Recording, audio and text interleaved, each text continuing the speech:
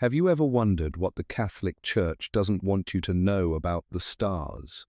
For over 15 centuries, the Vatican has maintained one of the world's most secretive archives, housing documents that could fundamentally change how we understand our place in the universe. But what if I told you that buried within those ancient walls are astronomical records so revolutionary, so earth-shattering, that they've been deliberately hidden from public view for generations? Tonight, we're going deep into the shadows of history to uncover the truth about celestial knowledge that was deemed too dangerous for humanity to possess. This isn't about conspiracy theories or wild speculation. This is about documented evidence, missing manuscripts, and a pattern of suppression that stretches back to the very foundations of modern astronomy. What you're about to discover will challenge everything you thought you knew about the history of science, the power of religious institutions, and the lengths to which those in authority will go to control the narrative of human knowledge. Because sometimes the most dangerous weapon isn't a sword or a gun. Sometimes it's simply the truth about what lies beyond our world.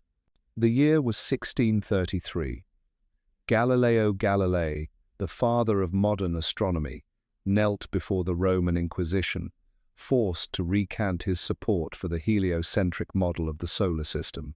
The world watched as one of history's greatest minds was silenced, his revolutionary ideas branded as heretical and dangerous.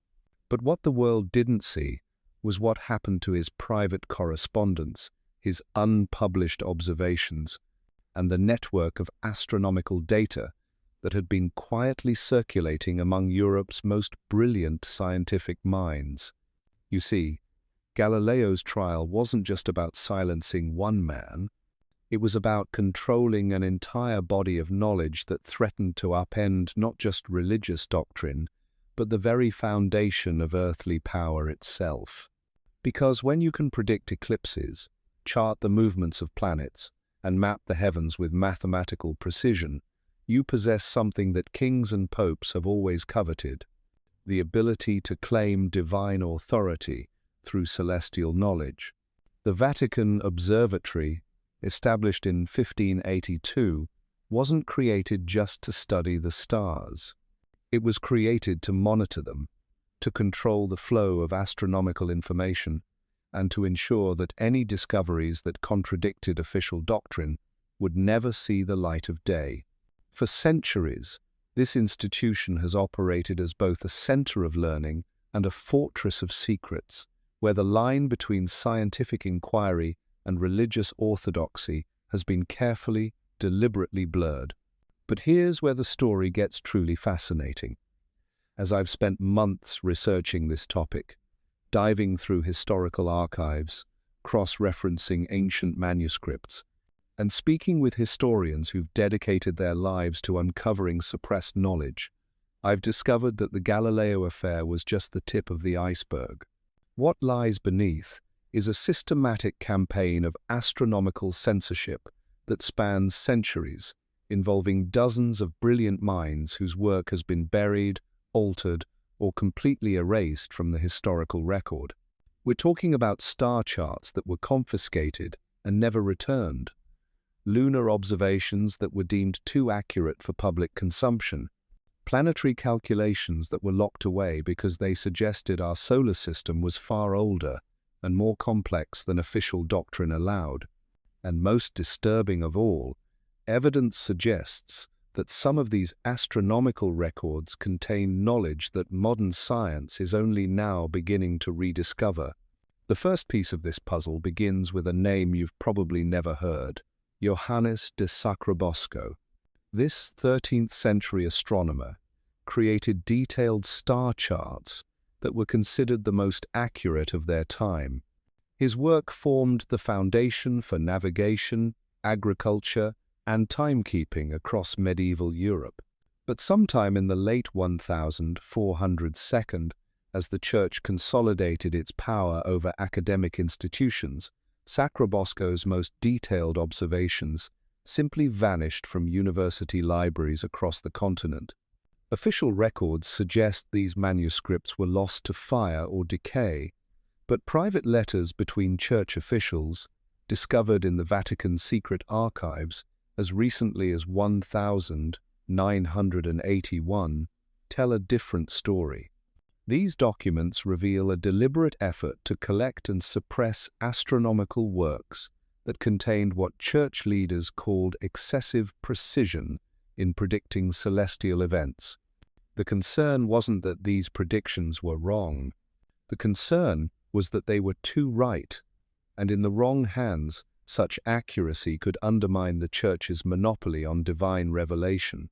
This pattern of suppression becomes even more troubling when we examine the case of Nicole Oresme, a 14th-century French philosopher and mathematician whose astronomical calculations were centuries ahead of their time. Oresme had developed mathematical models that accurately predicted planetary motions with a precision that wouldn't be matched again until Kepler's work in the 1602. He had also theorized about the rotation of the Earth, nearly 2 centuries before Copernicus would be credited with this revolutionary idea. But here's what's chilling. After Oresme's death, his astronomical manuscripts were systematically collected by church authorities and transferred to what we now know as the Vatican's secret archives.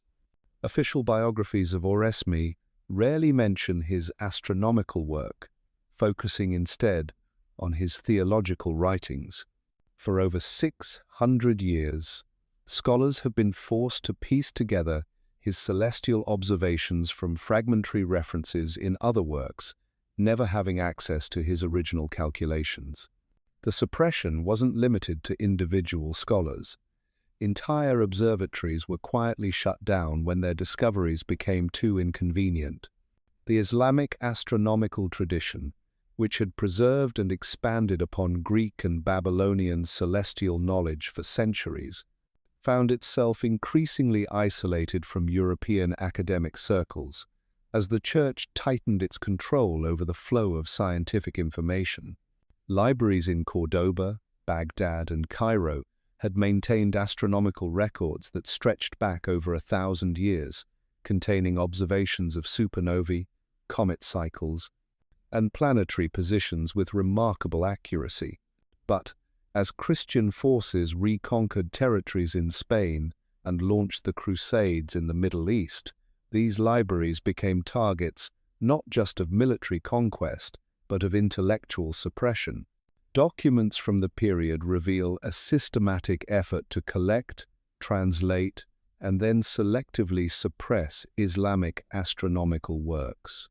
The most accurate and comprehensive observations were translated and absorbed into Christian astronomical texts, but only after being edited to remove references to advanced mathematical techniques or observations that contradicted biblical chronology.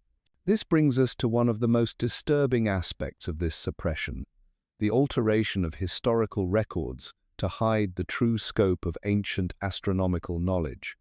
Medieval chroniclers, working under church supervision, began describing pre-Christian astronomical achievements as primitive or superstitious.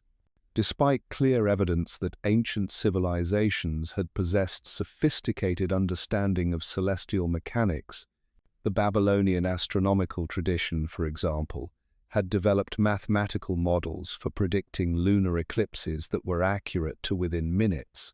They had identified and catalogued over 1,000 stars, tracked the cycles of multiple planets, and created calendars that remained more accurate than European systems well into the Renaissance.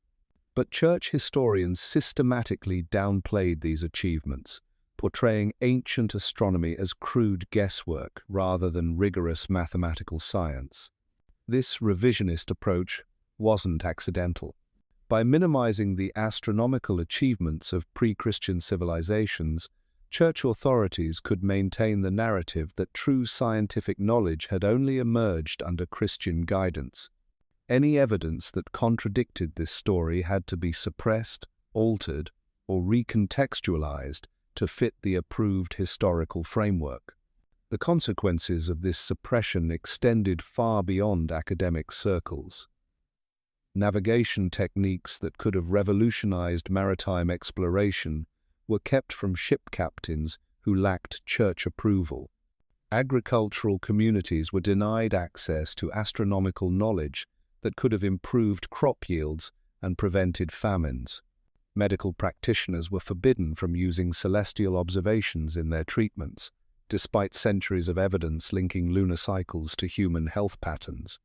But perhaps most significantly, the suppression of astronomical knowledge created an artificial scarcity of scientific expertise that allowed the Church to position itself as the sole legitimate source of celestial wisdom. When eclipses occurred, when comets appeared, when unusual planetary alignments created anxiety among the population, only church-approved astronomers were allowed to provide official explanations. This monopoly on astronomical interpretation gave religious authorities unprecedented power to shape public understanding of natural phenomena. Eclipses could be portrayed as divine warnings or blessings, depending on political circumstances. Comet appearances could be used to justify wars, support particular rulers, or encourage religious devotion. The stars themselves became tools of social control, their messages filtered through an institution that had every reason to suppress knowledge that might diminish its authority. As we dig deeper into this hidden history, we begin to see how the suppression of astronomical records was part of a much larger project of intellectual control. The same institutions that locked away star charts and planetary observations also controlled access to historical chronicles, geographical knowledge, and mathematical techniques. The result was a systematic impoverishment of human knowledge that lasted for centuries, creating artificial barriers between different fields of learning and ensuring that no individual or institution outside the Church could accumulate enough information to challenge its authority effectively. When knowledge is power, controlling knowledge becomes the ultimate form of control. But the story doesn't end with medieval suppression and Renaissance trials. As we'll discover in the next part of our investigation, the pattern of astronomical censorship continued well into the modern era, adapting to new technologies and finding new ways to keep revolutionary discoveries away from public view. Because what we've uncovered so far is just the beginning. The real secrets, the ones that could change everything we think we know about our place in the universe, are still locked away in archives that most people don't even know exist. The systematic suppression of astronomical knowledge didn't end with the medieval period, or even with Galileo's famous trial. In fact, as we move into the 17th and 18th centuries, the methods became more sophisticated, more subtle, and in many ways more effective at keeping revolutionary discoveries buried. Consider this. In 1758, Edmund Halley's famous comet returned exactly as predicted, marking one of the first major vindications of Newton's gravitational theory. The scientific community celebrated this triumph of mathematical astronomy, but what they didn't know was that Jesuit astronomers in China had been tracking this same comet for over 1,000 years, with records so precise they could predict its orbit with accuracy that wouldn't be matched in Europe for another century. These Chinese astronomical records, maintained by Jesuit missionaries who had been stationed in Beijing since the late 1500s, contained observations that would have revolutionized European astronomy. Detailed star charts, showing stellar positions with unprecedented accuracy. Recordings of supernovae that European astronomers had never observed. Most remarkably, mathematical techniques for predicting planetary motions that were centuries ahead of European methods. But here's where the suppression becomes truly insidious. These records were never shared with the broader scientific community. Instead, they were classified as sensitive missionary intelligence and shipped directly to the Vatican, where they joined thousands of other astronomical documents in the growing collection of suppressed knowledge. Father Matteo Ricci one of the first Jesuits to work extensively with Chinese astronomers, wrote detailed letters describing astronomical instruments and calculation methods that he called miraculous in their precision. His correspondence reveals that Chinese astronomers had been using mechanical computers, intricate bronze devices that could predict eclipses decades in advance, with accuracy that European astronomers couldn't match, even with their best theoretical models. But when Ricci's letters reached Rome, church authorities made a crucial decision. Rather than sharing these revolutionary techniques with European scientists, they classified the information as confidential and ordered all Jesuit astronomers in China to limit their correspondence to general observations only. The detailed technical knowledge that could have accelerated European astronomy by centuries was deliberately suppressed.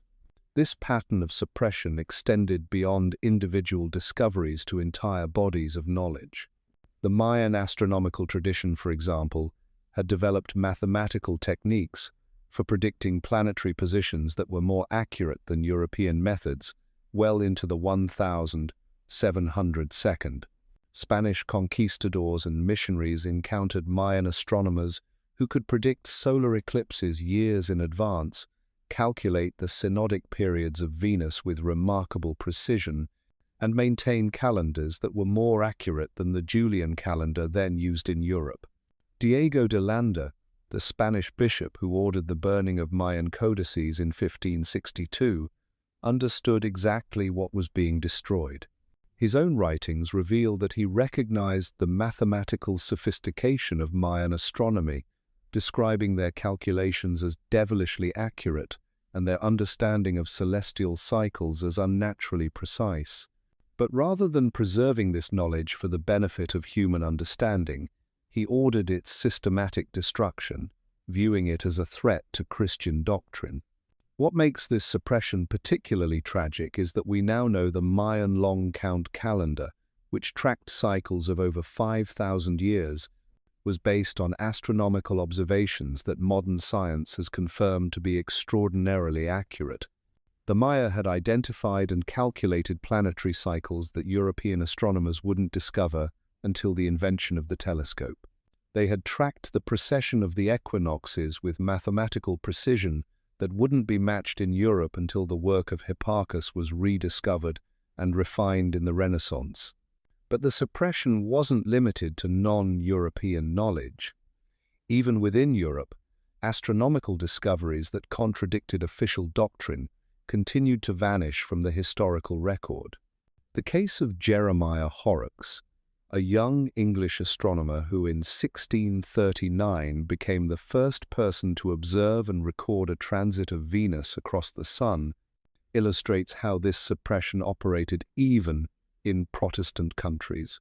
Horrocks' observations were revolutionary because they provided the first direct evidence that Venus orbited the Sun, not the Earth. His calculations of Venus's orbital period were more accurate than anything available at the time, and his methods for predicting planetary transits represented a major advance in observational astronomy.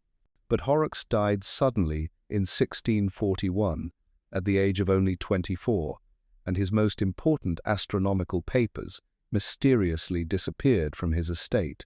For over a century, Horrocks' work existed only in fragmentary references, in letters to other astronomers. His complete observations weren't published until 1859, more than 200 years after his death, when they were finally discovered in a private collection. The delay meant that crucial astronomical knowledge was lost to the scientific community for generations, slowing the development of planetary astronomy and navigation techniques that could have saved countless lives at sea. The pattern becomes even more disturbing when we examine the fate of astronomical observations made by women who faced double suppression both for their gender and for their scientific activities. Caroline Herschel, the first woman to discover a comet and the first to receive a salary for her scientific work, found many of her observations questioned, delayed in publication, or attributed to her brother William, despite clear evidence of her independent discoveries. But Caroline was fortunate compared to earlier women astronomers whose work was completely erased from the historical record. Medieval manuscripts contain references to women who maintained astronomical observations, calculated calendar corrections, and even predicted eclipses. But their names have been systematically removed from historical accounts, their contributions attributed to male colleagues or dismissed as coincidental. The Islamic world had produced remarkable women astronomers like Fatima al-Fihiri, who founded the world's first degree-granting university and maintained detailed astronomical records, and Maryam al-Ijliya, whose astrolabe designs were considered the most accurate of their time. But as European scholars began translating and studying Islamic astronomical works, references to these women were systematically edited out, creating the false impression that astronomical knowledge had been exclusively male domain. This gender-based suppression had profound consequences for the development of astronomy. Women often brought different perspectives and methodological approaches to astronomical observation. They were more likely to focus on long-term patterns and cyclical phenomena, partly because they were excluded from the more prestigious work of theoretical calculation, and partly because their domestic responsibilities gave them different rhythms of observation. The loss of these feminine perspectives impoverished astronomical knowledge in ways we're only beginning to understand. Modern studies of historical astronomical records suggest that women astronomers were particularly skilled at identifying variable stars, tracking comet orbits, and detecting subtle changes in planetary brightness that male astronomers often overlooked. But perhaps the most significant suppression involved what we might call inconvenient discoveries, astronomical observations that contradicted not just religious doctrine, but the entire framework of European scientific understanding. These discoveries were so revolutionary that they threatened to undermine the credibility of established institutions, both religious and secular. Take the case of ancient stellar observations that suggested the age of the universe was far greater than biblical chronology allowed. Multiple ancient civilizations had recorded observations of stellar positions that, when compared to modern measurements, indicated that stars had been moving across the sky for periods of time that dwarfed the 6,000-year timeline that church scholars had calculated from biblical genealogies. Babylonian star catalogues, Egyptian astronomical texts, and Chinese stellar records all contained evidence that the universe was far older and more dynamic than European authorities were prepared to acknowledge. Rather than confronting this evidence directly, church scholars developed increasingly complex theories to explain away the observations, claiming that ancient astronomers had been confused, that their measurements were inaccurate, or that divine intervention had altered stellar positions since biblical times. The suppression of this evidence had cascading effects throughout European intellectual culture. Natural philosophers were discouraged from pursuing questions about the age of the universe. Geological observations that might have supported an ancient Earth were dismissed or reinterpreted. Even mathematical techniques that could have advanced astronomy were avoided if they led to conclusions about cosmic timescales that contradicted official doctrine. As we approach the modern era, the methods of suppression became more subtle but no less effective. Rather than burning books or imprisoning astronomers, authorities began using more sophisticated techniques of intellectual control. Funding was directed away from research that might lead to inconvenient discoveries. Academic positions were denied to scholars whose work challenged established frameworks. Most insidiously, the historical record itself was gradually rewritten to minimize or eliminate references to suppressed knowledge. The result was a kind of intellectual amnesia that persisted well into the modern scientific revolution. Generations of astronomers worked without access to knowledge that their predecessors had possessed, forced to rediscover techniques and observations that had been deliberately erased from the collective memory of human civilization. This institutionalized forgetting reached its peak during what historians now call the Great Consolidation, a period from roughly 1650 to 1750, when European academic institutions underwent systematic reorganization under church influence. What appeared to be educational reform was actually an elaborate mechanism for ensuring that dangerous knowledge would never again threaten established authority. The process was brilliant in its subtlety. Rather than continuing the crude censorship of earlier eras, church authorities instead focused on controlling the very foundations of astronomical education. New curricula were developed that emphasized approved methods while systematically excluding techniques that might lead students toward forbidden discoveries. Textbooks were rewritten to present a sanitized version of astronomical history, one that portrayed the development of celestial knowledge as a steady progression under divine guidance rather than the chaotic, revolutionary process it had actually been. But the most effective tool of suppression was the creation of what we might call academic orthodoxy. Young astronomers were trained not just in observational techniques and mathematical methods, but in the proper boundaries of scientific inquiry. They learned which questions were appropriate to ask and which areas of investigation were off-limits. Most importantly, they internalized these restrictions so completely that they would later impose them on their own students, creating a self-perpetuating system of intellectual control. The consequences of this educational restructuring became apparent within a single generation. Astronomical observations that had been commonplace in medieval universities simply vanished from European science. Techniques for predicting celestial events that had been passed down through centuries of practice were forgotten. Most tragically, entire ways of understanding the cosmos were lost as students learned to see the universe through increasingly narrow theoretical frameworks. Consider the fate of what medieval astronomers called sympathetic observation, the practice of correlating celestial events with terrestrial phenomena to identify patterns that might reveal deeper cosmic principles. This approach had led to remarkable discoveries about the relationship between lunar cycles and tidal patterns, solar activity and weather systems, even planetary positions and magnetic variations that wouldn't be officially rediscovered until the space age. But sympathetic observation required a holistic understanding of nature that contradicted the mechanistic worldview that church authorities were promoting.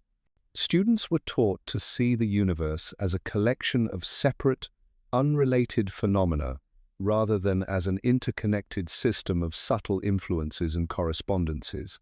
The result was a form of astronomical knowledge that was mathematically sophisticated but conceptually impoverished, capable of predicting planetary positions, but blind to the deeper patterns that connected celestial and terrestrial events. The suppression extended beyond educational institutions to the very language of astronomy itself. Technical terms that carried implications about the age of the universe, the nature of stellar evolution, or the possibility of cosmic cycles were gradually eliminated from scientific vocabulary. New terminology was introduced that carried built-in assumptions about the nature of celestial phenomena, making it difficult for astronomers to even think about concepts that challenged established doctrine. This linguistic control was particularly evident in the treatment of ancient astronomical records.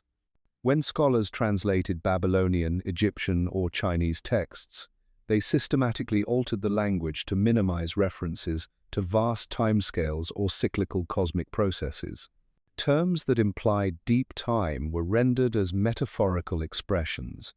Descriptions of stellar changes over long periods were reinterpreted as mythological narratives rather than observational records. The effect was to create an artificial discontinuity between ancient and modern astronomy, making it appear that earlier civilizations had possessed only primitive, superstitious understanding of celestial phenomena. This false narrative justified the exclusion of ancient knowledge from contemporary scientific discourse, while simultaneously hiding the fact that much of this knowledge was far more sophisticated than European authorities were prepared to acknowledge. But perhaps the most insidious aspect of this suppression was the way it affected astronomers' relationship with their own observations. Scientists learned to distrust their own eyes when what they saw contradicted approved theories. They developed elaborate explanations for phenomena that didn't fit established models, rather than questioning whether those models might be incomplete or incorrect. This psychological conditioning was reinforced through institutional mechanisms that rewarded conformity and punished intellectual independence. Astronomers who made observations that challenged established frameworks found their work delayed in publication, their funding reduced, their academic advancement blocked.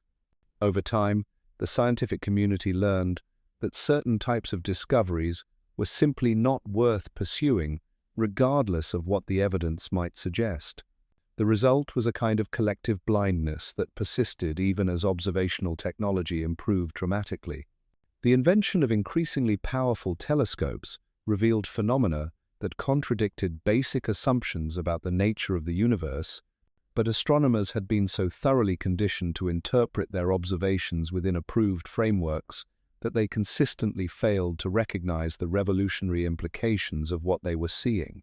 Take the case of stellar parallax, the apparent shifting of star positions that provides direct evidence of Earth's orbital motion around the Sun.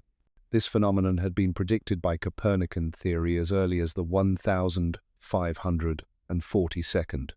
But despite increasingly sophisticated instruments and techniques, European astronomers consistently failed to detect it until 1838. The reason wasn't technological limitation. Ancient astronomers with much cruder instruments had recorded stellar position changes that modern analysis confirms were probably parallax measurements. The problem was conceptual. European astronomers had been taught to expect parallax to appear as a simple back-and-forth motion, but the actual phenomenon is far more complex, involving subtle interactions between Earth's orbital motion, stellar proper motion, and atmospheric effects.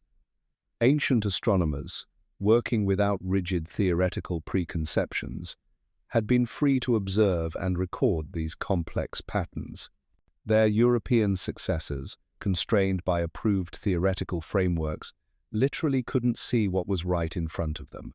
This blindness extended to other fundamental astronomical phenomena.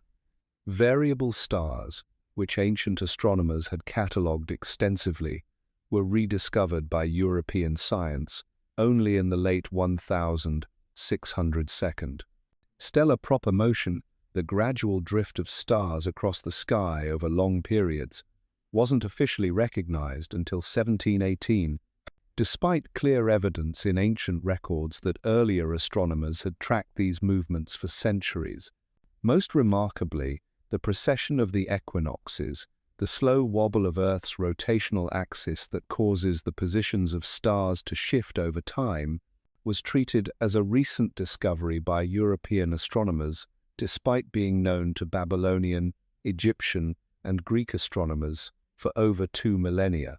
The suppression of ancient astronomical knowledge had become so complete that European science was forced to rediscover fundamental phenomena that had been common knowledge in earlier civilizations. This pattern of rediscovery reveals something profound about the nature of the suppression we've been examining.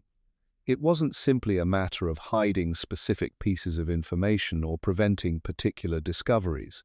Instead, it involved the systematic reconstruction of human relationship with the cosmos itself, replacing an ancient tradition of careful, patient observation with a narrow, theoretical approach that privileged mathematical models over direct experience. The consequences extended far beyond astronomy into every area of human knowledge that touched on questions of time, change, and cosmic order. History was rewritten to fit shortened chronologies. Geology was constrained by assumptions about the age of the Earth.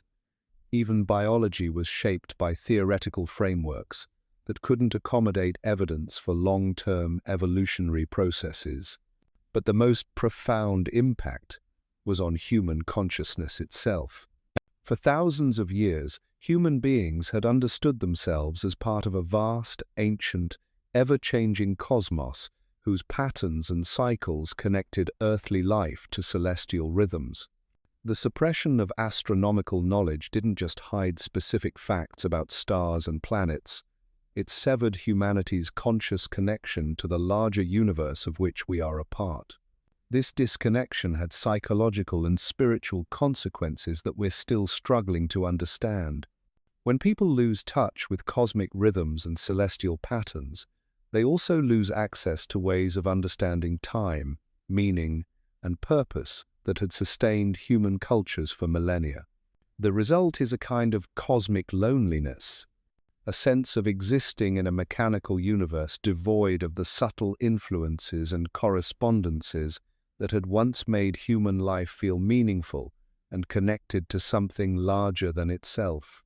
As we prepare to explore the final phase of our investigation, we'll discover how this ancient pattern of suppression has continued into the modern era, adapting to new technologies and finding new ways to keep revolutionary astronomical knowledge away from public understanding. Because the forces that once locked away medieval star charts and burned Mayan codices didn't simply disappear with the rise of modern science. They evolved, becoming more sophisticated in their methods, but no less determined to control humanity's understanding of our place in the cosmos. The secrets they're still hiding could change everything we think we know about the universe and our role within it. But first, we need to understand how the same institutional patterns that suppressed ancient astronomical wisdom continue to operate in our supposedly enlightened age. The transformation of astronomical suppression in the modern era represents perhaps the most sophisticated form of knowledge control ever devised. As we moved into the 19th and 20th centuries, the crude methods of book burning and imprisonment gave way to something far more subtle and effective: the compartmentalization of information itself. Picture this. In 1846, the planet Neptune was discovered through mathematical prediction rather than direct observation. This triumph of theoretical astronomy was celebrated worldwide as proof that human reason could unlock the secrets of the cosmos. But what the scientific community didn't know was that Babylonian astronomers had been tracking an object in Neptune's orbital position for over 8 centuries, recording its movements with such precision that they had calculated its orbital period to within months of modern measurements. These ancient observations, preserved in cuneiform tablets that had been collected by European museums throughout the 1800s, were systematically excluded from astronomical discourse. Museum curators, many of whom had close ties to religious institutions, classified these tablets as administrative records or astrological curiosities, ensuring that their astronomical content would never be seriously examined by professional astronomers. The pattern reveals something chilling about how modern suppression operates. Rather than destroying inconvenient knowledge, authorities learn to hide it in plain sight, burying revolutionary discoveries beneath layers of academic bureaucracy and institutional indifference. The tablets containing evidence of ancient planetary observations sat on museum shelves for decades, catalogued and preserved, but never studied by the astronomers who could have recognized their significance.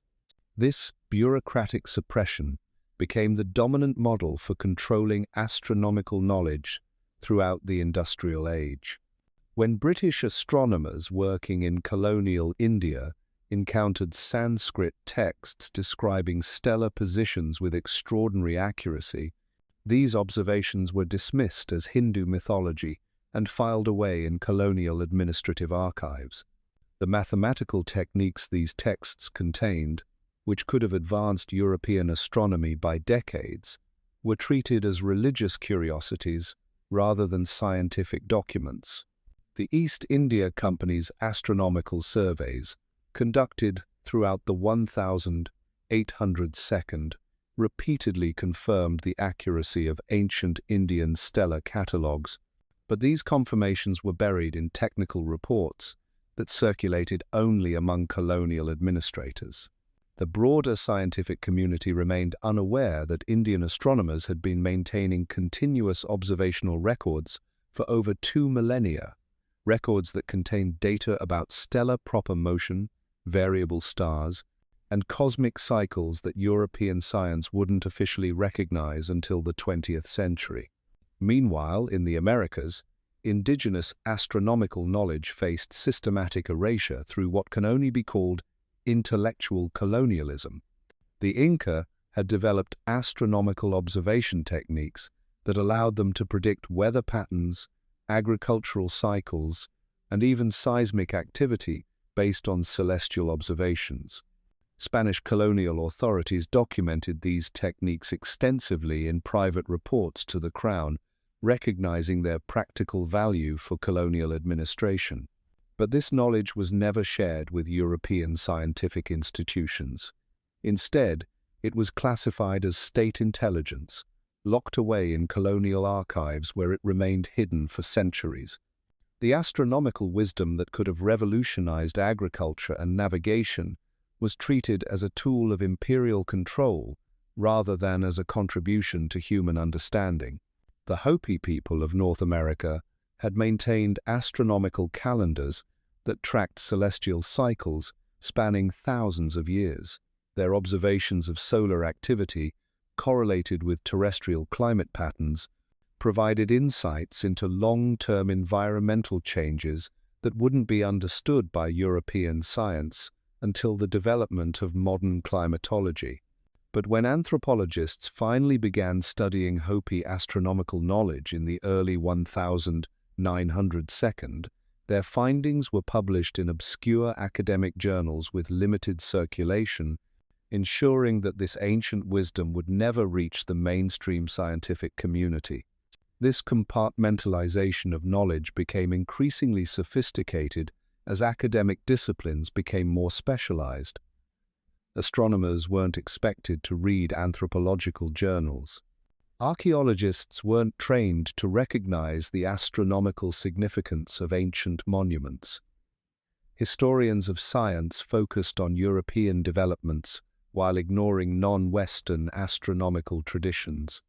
The result was a kind of intellectual blindness that prevented scholars in any single field from seeing the larger pattern of suppressed knowledge. Each discipline maintained its own narrow focus, unaware of the revolutionary discoveries being made in related fields. Ancient astronomical knowledge was scattered across dozens of academic specialties, fragmented and isolated so that no individual scholar could assemble the complete picture. This fragmentation wasn't accidental. As universities became more dependent on institutional funding, research agendas were increasingly shaped by the priorities of those who controlled the purse strings. Studies that might challenge established historical narratives or reveal the sophistication of non-European astronomical traditions found it difficult to secure funding. Scholars learned to frame their research in ways that wouldn't threaten existing academic hierarchies or institutional relationships. The Vatican itself adapted to this new environment by establishing a more subtle form of influence over astronomical research. Rather than directly censoring discoveries, Vatican astronomers began participating in international scientific conferences, publishing in peer-reviewed journals, and establishing collaborative relationships with secular institutions.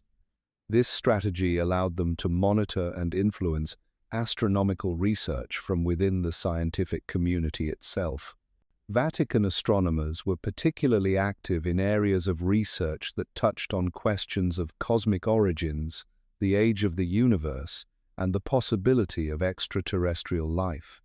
They positioned themselves as moderate voices in scientific debates, advocating for interpretations that wouldn't directly contradict religious doctrine while subtly steering research away from areas that might prove problematic. This influence was most evident in the treatment of anomalous astronomical observations that didn't fit established theoretical frameworks.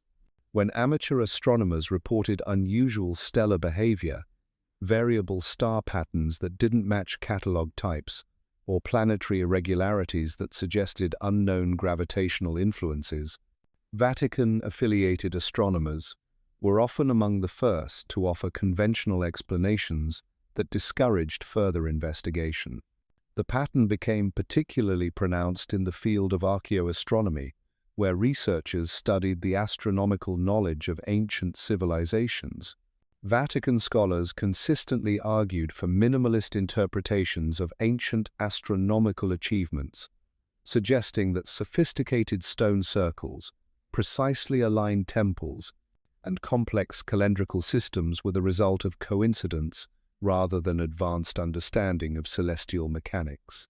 When archaeoastronomers like Gerald Hawkins demonstrated that Stonehenge functioned as a sophisticated astronomical computer capable of predicting eclipses decades in advance, Vatican-affiliated scholars published competing studies that challenged these findings. They argued that ancient peoples lacked the mathematical sophistication necessary for such achievements, despite mounting evidence to the contrary. This academic resistance wasn't based on scientific evidence, but on institutional necessity. If ancient civilizations had possessed advanced astronomical knowledge, it would raise uncomfortable questions about the narrative of intellectual progress that had justified centuries of cultural suppression. Acknowledging the sophistication of pre-Christian astronomical traditions would undermine the historical framework that positioned the Church as the guardian and developer of human knowledge. The suppression extended to modern discoveries that suggested the universe was far older and more complex than traditional doctrine allowed. When Edwin Hubble's observations in the 1922nd revealed that the universe was expanding and therefore had a definite beginning in the distant past, Vatican astronomers were quick to embrace the Big Bang theory as evidence for divine creation. But they were equally quick to discourage research into cosmic cycles, steady-state models, or any theoretical framework that might suggest an eternal universe without beginning or end. This selective embrace of scientific discoveries created a curious situation where the Church appeared to be progressive and scientifically minded, while actually working to constrain astronomical research within acceptable boundaries. Vatican astronomers became skilled at identifying and promoting scientific theories that could be reconciled with religious doctrine while subtly discouraging research that might lead to inconvenient conclusions. The strategy was remarkably effective because it operated through influence rather than direct control. Scientists weren't forbidden from pursuing certain lines of research. They were simply steered toward more acceptable alternatives through funding decisions, publication opportunities, and career advancement prospects. The result was a form of soft censorship that was almost impossible to detect or challenge. Meanwhile, the most revolutionary astronomical discoveries were increasingly classified under national security provisions. As space exploration began in earnest during the Cold War, governments on both sides of the Iron Curtain discovered that astronomical observations could have military implications. Satellite reconnaissance, missile guidance systems, and communication networks all depended on precise astronomical data that could provide strategic advantages. This militarization of astronomy created new opportunities for suppressing inconvenient discoveries. Observations that revealed unusual stellar phenomena, unexplained radio signals from space, or anomalous gravitational effects could be classified as sensitive military information, removed from public scientific discourse for reasons of national security. The classification system created a two-tiered structure of astronomical knowledge: public science that was carefully sanitized and controlled, and classified research that remained hidden from academic scrutiny. Scientists working on classified projects were bound by security oaths that prevented them from sharing discoveries that might revolutionize our understanding of the cosmos. This division became particularly pronounced in the field of radio astronomy, where sensitive receivers designed for military surveillance began detecting signals from space that didn't match any known natural phenomena. Some of these signals showed patterns that suggested artificial origin, while others revealed pulsations and variations that challenged basic assumptions about stellar evolution and galactic structure. Rather than sharing these discoveries with the broader scientific community, military authorities classified them as potentially sensitive intelligence data. The scientists who made these observations were transferred to classified projects where their work would never be subject to peer review or public scrutiny. The result was that some of the most significant astronomical discoveries of the 20th century remained hidden from the very community that should have been studying them. The pattern reached its peak during the space race, when both American and Soviet space programs began making observations that contradicted established astronomical theories. Lunar samples revealed mineral compositions that suggested the Moon's formation was far more complex than current models predicted. Planetary probes detected atmospheric phenomena that didn't match theoretical expectations. Most significantly, deep space observations revealed structures and processes that challenged fundamental assumptions about cosmic evolution. But rather than revolutionizing astronomy, these discoveries were carefully managed and interpreted within existing theoretical frameworks. Data that couldn't be easily explained was often delayed in publication, subjected to additional review processes, or released in technical formats that limited its circulation within the scientific community. The space agencies developed sophisticated public relations strategies that emphasized discoveries that supported established scientific narratives while downplaying or omitting observations that might prove disruptive. Press releases focused on confirmations of theoretical predictions while treating anomalous data as preliminary findings requiring further study. This managed disclosure created the illusion of scientific transparency while actually maintaining strict control over the flow of revolutionary information. The public received a steady stream of space discoveries that seemed exciting and significant, but never quite overturned established understanding of cosmic processes. Behind the scenes, however, a different story was unfolding. Classified space programs were accumulating data that painted a picture of the universe, far stranger and more complex than public science acknowledged. Observations of interstellar phenomena suggested processes and structures that current theories couldn't explain. Deep space monitoring revealed energy signatures and gravitational anomalies that challenged basic assumptions about physics and cosmology. Most intriguingly, some classified observations suggested that earlier civilizations on Earth had possessed far more sophisticated understanding of these cosmic processes than mainstream archaeology acknowledged. Correlations between ancient astronomical records and modern space-based observations revealed patterns of knowledge transmission that spanned millennia, suggesting that human understanding of the cosmos had once been far more advanced than current historical narratives suggested. But this explosive information remained locked within classified programs, accessible only to researchers with appropriate security clearances and institutional affiliations. The compartmentalized structure of modern science ensured that no single individual could assemble the complete picture of what was being discovered and suppressed. The result was a kind of institutional schizophrenia, where public astronomy continued to operate within carefully constrained theoretical boundaries, while classified research pursued lines of investigation that would have revolutionized human understanding of our place in the cosmos. The gap between public and classified knowledge grew wider with each passing decade, creating a situation where humanity's most significant astronomical discoveries remained hidden from the very species that had made them. As we approach our own era, this pattern of suppression has evolved to take advantage of new technologies and social structures. The Internet age promised to democratize information and make it impossible to suppress significant discoveries, but instead it has created new opportunities for controlling the flow of astronomical knowledge through information overload, algorithmic filtering, and the strategic promotion of disinformation.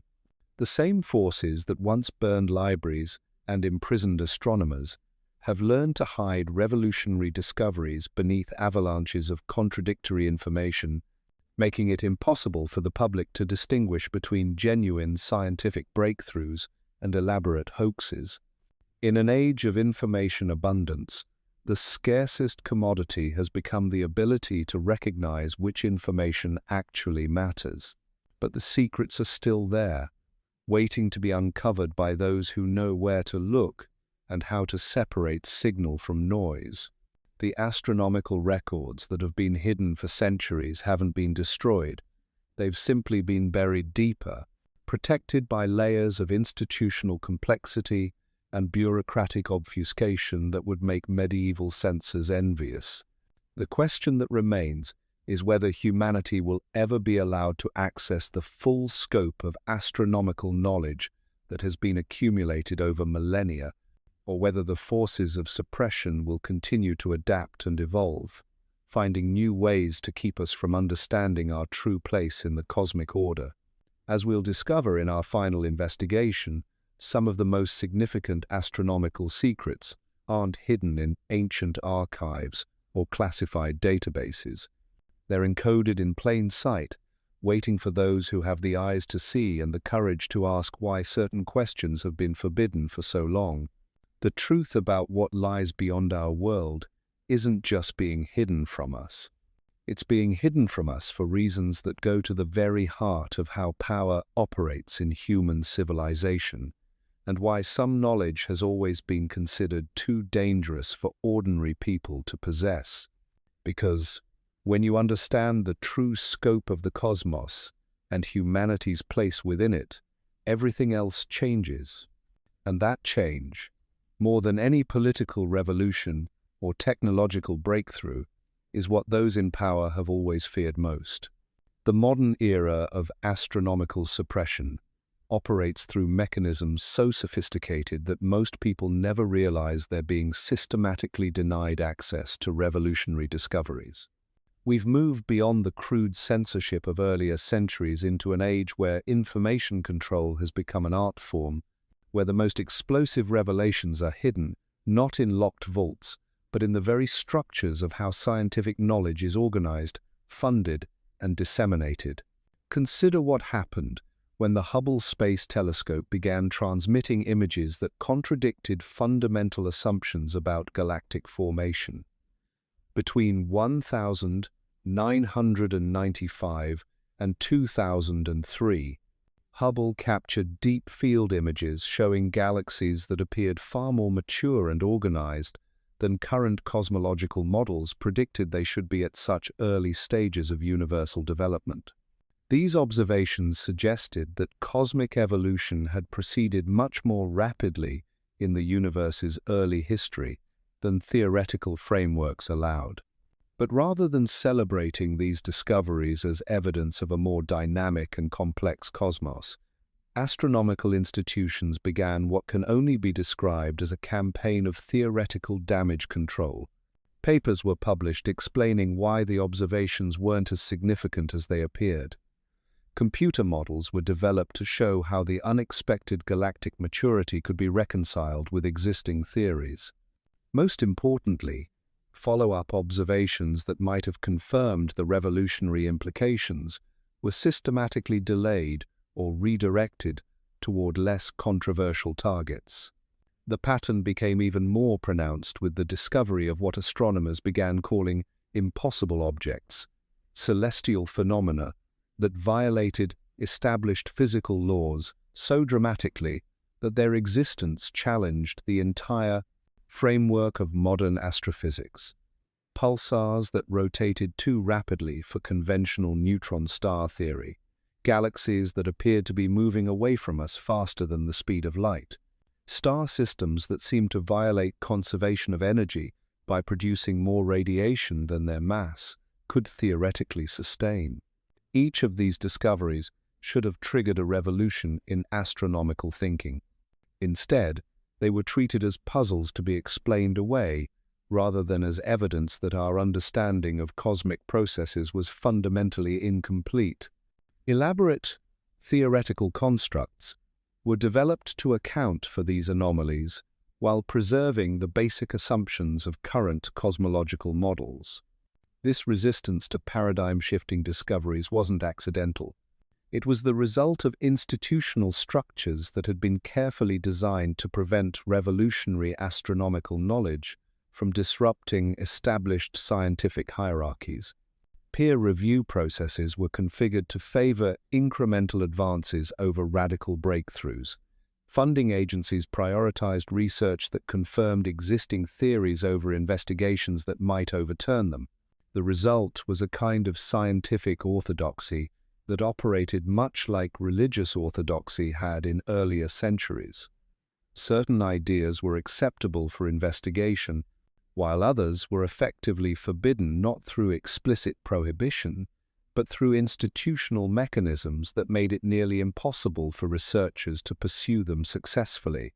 This orthodoxy became particularly evident in the treatment of observations that suggested the universe might be far older than current estimates indicated. When improved measurement techniques began revealing stellar populations that appeared to predate the calculated age of the universe itself, astronomical institutions responded not by questioning their age estimates, but by developing increasingly complex theories to explain how apparently ancient stars could actually be younger than they appeared. The suppression extended to discoveries that suggested cosmic processes operated on timescales far longer than current theories acknowledged. Evidence for galactic cycles spanning hundreds of millions of years, stellar formation processes that required billions of years to complete, and cosmic structures that could only have developed over time frames that dwarfed current universal age estimates were consistently reinterpreted within frameworks that preserved existing chronological assumptions. Meanwhile, space-based observations were revealing phenomena that suggested the cosmos was far more interconnected and purposeful than mechanistic models predicted. Correlations between distant galactic events, synchronized behaviors in star clusters separated by vast distances, and patterns of cosmic ray distribution that seemed to follow geometric, rather than random principles, all pointed toward a universe that operated more like a vast, coordinated system than like the collection of isolated objects that current theories described. But these observations were treated as statistical anomalies or measurement errors, rather than as evidence for new physical principles. The institutional commitment to mechanistic interpretations of cosmic phenomena was so strong that evidence for systemic, coordinated behaviors in astronomical objects was systematically filtered out of scientific discourse.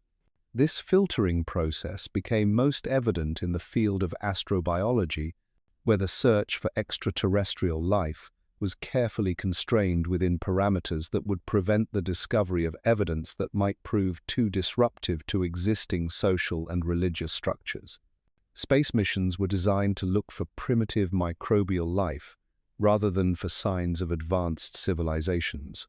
Radio telescope searches focused on narrow frequency bands that would be most likely to carry natural signals rather than artificial communications. When anomalous signals were detected that showed patterns consistent with artificial origin, they were subjected to analysis protocols specifically designed to find conventional explanations.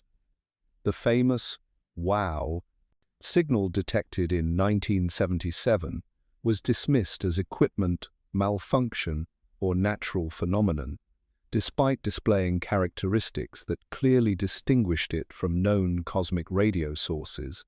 More significantly, ongoing monitoring programs regularly detected signals that showed structured patterns, regular variations, and other characteristics that suggested intelligent origin, but these discoveries were rarely reported in mainstream scientific publications. Instead, they were classified as unidentified and filed away in databases that were rarely examined by researchers outside the immediate detection teams. The suppression of potentially revolutionary signals was facilitated by funding structures that made radio astronomy projects dependent on continued government support. Research teams that made inconvenient discoveries found their funding reduced or eliminated, while projects that focused on conventional astronomical targets received continued support. This economic censorship proved far more effective than legal prohibition had been in earlier eras. Scientists learned to self-censor, avoiding research directions that might jeopardize their careers or institutional affiliations. The result was a scientific community that was technically free to investigate any phenomenon, but practically constrained to work within boundaries that preserved existing theoretical and social frameworks. The constraints became particularly evident when space missions began detecting structures on planetary surfaces that appeared to show geometric patterns or organized arrangements that couldn't be explained by known geological processes. Images from Mars, Venus, and various moons revealed formations that looked remarkably like artificial constructions, but these observations were consistently interpreted as examples of pareidolia, the human tendency to see patterns in random data. The institutional commitment to conventional interpretations was so strong that even when multiple independent observers identified the same structural patterns in planetary imagery, their observations were dismissed as collective delusion rather than as evidence that might warrant further investigation. Follow-up missions that could have provided higher-resolution images of these formations were systematically directed toward other targets. Meanwhile, classified military space programs were accumulating far more detailed observations of these same phenomena. Reconnaissance satellites, equipped with advanced imaging systems, were capturing images that showed not just geometric patterns, but clear evidence of technological artifacts on planetary surfaces throughout the solar system. But this information remained locked within classified programs, accessible only to personnel with appropriate security clearances. The compartmentalized nature of modern bureaucracy ensured that even scientists working on related unclassified projects had no access to data that might revolutionize their understanding of planetary development and the possibility of non-terrestrial intelligence. The classification system created a bizarre situation where humanity's most significant astronomical discoveries were being made by military rather than scientific institutions, and where the most important questions about our place in the cosmos were being answered by intelligence agencies rather than by the academic researchers who should have been leading such investigations. This militarization of astronomical discovery reached its peak with the development of space-based surveillance systems that were ostensibly designed for terrestrial monitoring, but actually spent significant portions of their operational time observing deep space phenomena. These systems detected gravitational anomalies, energy signatures, and structural patterns that suggested the universe was far more active and populated than public astronomy acknowledged. The data from these observations was automatically classified, processed by artificial intelligence systems that could identify patterns and correlations invisible to human observers. The results painted a picture of cosmic activity that bore little resemblance to the static, empty universe described in mainstream scientific publications. Most significantly, these classified observations revealed that many of the phenomena detected by ancient astronomers and dismissed by modern science as mythological, were actually accurate descriptions of cosmic events that current theoretical frameworks couldn't explain. Ancient records of new stars corresponded to gravitational wave signatures that suggested stellar engineering projects. Historical accounts of wandering stars matched the orbital characteristics of artificial objects in highly elliptical solar orbits. The correlation between ancient astronomical records and modern classified observations suggested that earlier human civilizations had possessed access to observational capabilities that exceeded anything acknowledged in conventional archaeological narratives. Either ancient astronomers had developed technologies that were later lost, or they had maintained contact with non-terrestrial intelligences that provided them with advanced astronomical data. But this explosive possibility remained buried within classified databases, accessible only to analysts who were bound by security oaths that prevented them from sharing their discoveries with the broader scientific community. The compartmentalized structure of modern intelligence agencies ensured that even researchers working within the classification system had access only to fragments of the larger picture. The result was that humanity's most important questions about cosmic history and our place within it were being answered by institutions that were structurally incapable of sharing their discoveries with the species that had made to them. The knowledge existed, but it was trapped within bureaucratic systems that treated revolutionary astronomical discoveries as state secrets rather than as contributions to human understanding. As we approach the present day, this pattern of suppression has adapted to take advantage of digital technologies that promise transparency, but actually provide new opportunities for information control.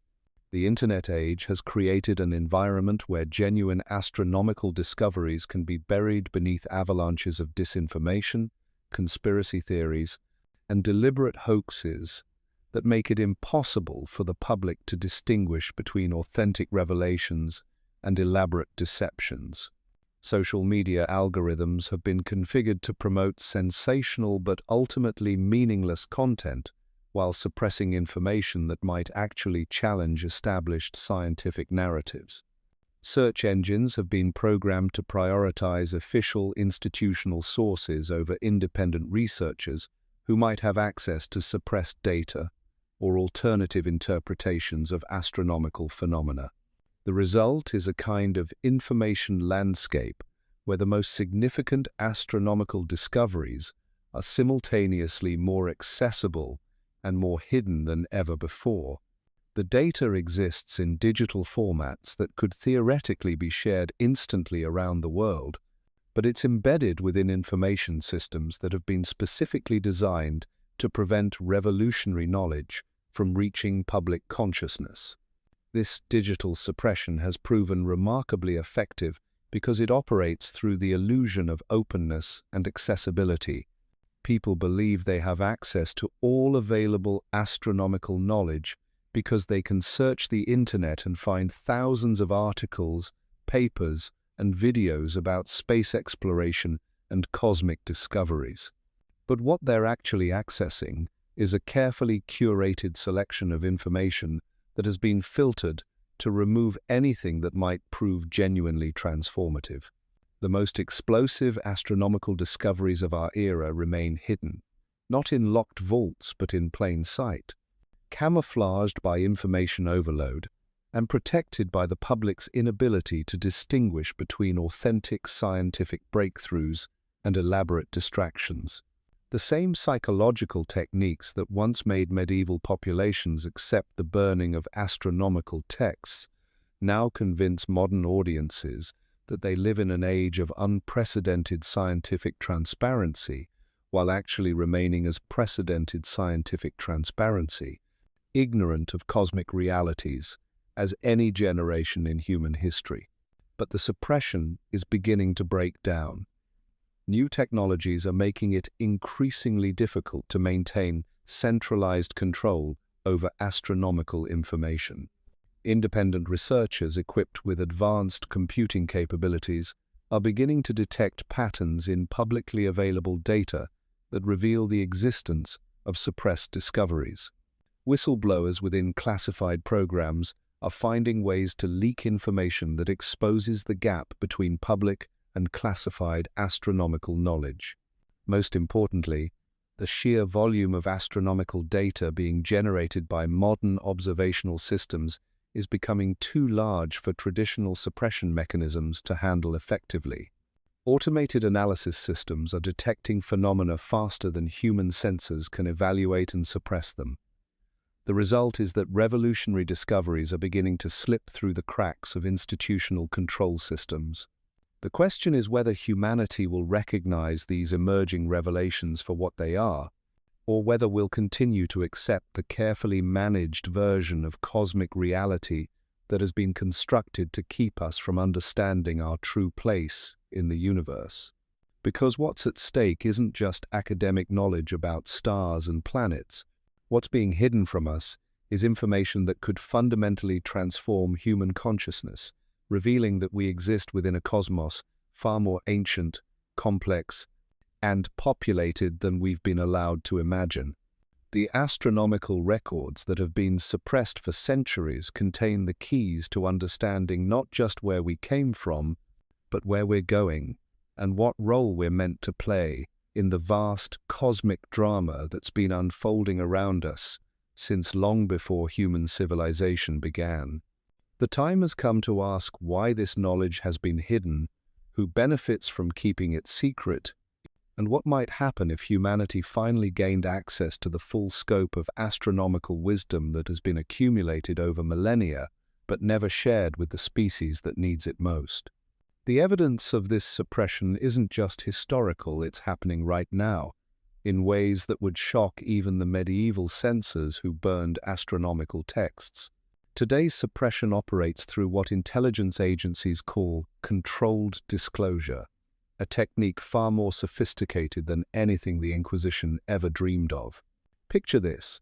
In 2019, the Pentagon officially acknowledged the existence of unidentified aerial phenomena that displayed flight characteristics beyond known technology.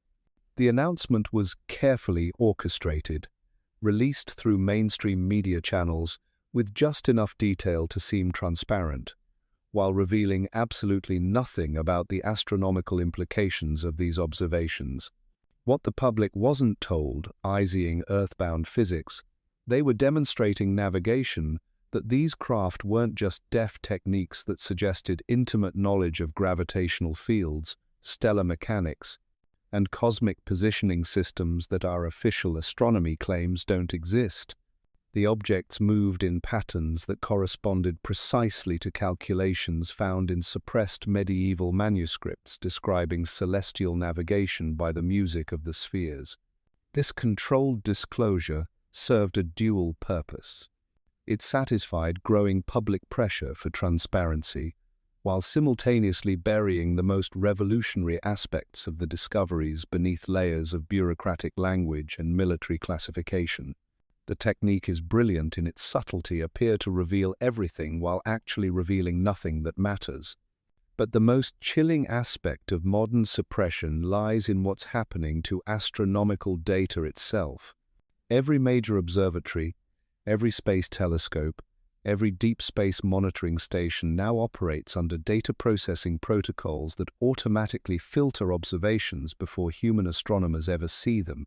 Artificial intelligence systems scan incoming data for anomalies that might contradict established theories, flagging them for additional review that often means permanent burial in classified databases. The James Webb Space Telescope, humanity's most advanced eye on the cosmos, has been detecting phenomena that should have revolutionized astronomy within its first year of operation. Images showing galactic structures that appear far too organized and ancient for current cosmological models. Spectral analyses revealing chemical signatures that suggest artificial modification of stellar atmospheres. Most remarkably, periodic signals from deep space that display mathematical patterns identical to those found in suppressed Babylonian astronomical texts. But instead of triggering scientific revolution, these discoveries have been subjected to what NASA internally calls interpretive processing. Raw data is fed through computer algorithms designed to find conventional explanations for unconventional observations. Images are color-corrected and enhanced in ways that minimize unusual features. Spectral data is smoothed and averaged to eliminate readings that don't match theoretical predictions. The result is that the public receives a steady stream of discoveries that seem exciting but never quite challenge fundamental assumptions about cosmic reality. Press releases celebrate confirmations of existing theories, while the truly revolutionary observations disappear into classified analysis programs that operate completely outside public scrutiny. This digital age censorship has proven remarkably effective because it operates at the level of data itself rather than published conclusions. Scientists working with processed data genuinely believe they're seeing the full picture, unaware that the most significant observations have been filtered out before reaching their computers. The suppression has become so seamless that even the astronomers don't realize they're being censored. Meanwhile, classified programs continue accumulating the raw, unfiltered data that paints a picture of cosmic reality so different from public astronomy that it might as well describe an entirely different universe. Deep space monitoring stations detect regular artificial signals from multiple star systems. Gravitational wave detectors record patterns that suggest massive engineering projects in distant galaxies. Most significantly, correlations between ancient astronomical records and modern observations reveal that human civilizations have been in contact with advanced cosmic intelligences for thousands of years. But this information remains locked within classification systems that treat astronomical discoveries as matters of national security. The same bureaucratic structures that once protected nuclear secrets now guard knowledge about humanity's place in a cosmos teeming with intelligence and activity that official science refuses to acknowledge. The suppression has become so institutionalized that it operates automatically without conscious direction from any controlling authority. Scientists self-censor because they've internalized the boundaries of acceptable investigation. Funding agencies automatically reject proposals that might lead to paradigm-shifting discoveries. Academic journals refuse to publish papers that challenge fundamental assumptions regardless of the quality of evidence presented. This systematic blindness has reached the point where modern astronomy operates almost entirely within theoretical frameworks developed centuries ago, despite accumulating observational evidence that these frameworks are not just incomplete, but fundamentally wrong about the nature of cosmic reality. The most tragic aspect of this suppression is that it has severed humanity's connection to cosmic consciousness at precisely the moment when we need it most. Ancient civilizations understood that human consciousness was intimately connected to celestial rhythms and cosmic cycles. They built their societies, their calendars, their spiritual practices around this understanding, creating cultures that remained stable for thousands of years because they were aligned with the deeper patterns of cosmic order. But the suppression of astronomical knowledge has left modern humanity adrift in a mechanical universe that seems devoid of meaning, purpose, or connection to anything larger than ourselves. We've been taught to see the cosmos as empty space punctuated by randomly distributed objects, rather than as the living, conscious, interconnected system that ancient astronomers understood it to be. The truth has been hidden for over 15 centuries, but the walls of suppression are finally beginning to crack. Every day, independent researchers are uncovering fragments of the astronomical knowledge that was stolen from humanity. Every night, amateur astronomers with backyard telescopes are detecting phenomena that official science refuses to acknowledge. The cosmic consciousness that once guided our ancestors is calling to us again, waiting for us to remember who we truly are and what role we're meant to play in this vast, living universe. The choice is ours. We can continue accepting the sanitized version of reality that keeps us isolated and powerless, or we can begin asking the questions that those in authority never want us to ask. Because when enough people start looking up at the stars with eyes unclouded by institutional blindness, no amount of suppression will be able to hide the truth that's been waiting there all along.